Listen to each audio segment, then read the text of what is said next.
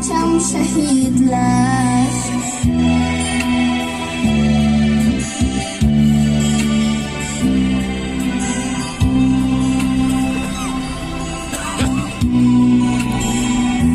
Dünyanı heyrete salar oldunuz, azatlık yolunda yanar oldunuz.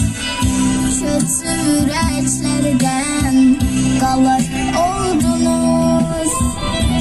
Unutmaq olar mı sizi ey şehitler? Dünyanı heyrete salar oldunuz, azatlık yolunda yanar oldunuz.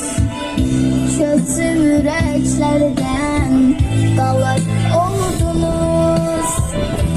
Unutmaq olar mı sizi ey şehitler? Unutmaq olar mı sizi ey şehitler? Allahu Ekber'le döyüşe girdiniz. Döyüşte mərdliyinizi gösterdiniz. Siz vətən uğrunda can verdiniz. Unutmaq olar mı sizi şehitler?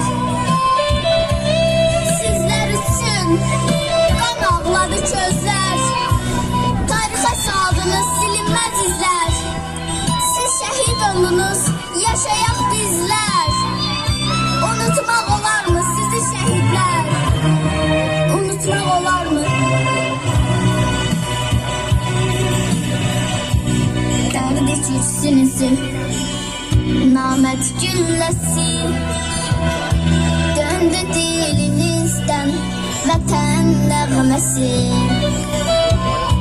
Dindi anaların ahı naləsi, axan gözlərimin yaşı şehitlər.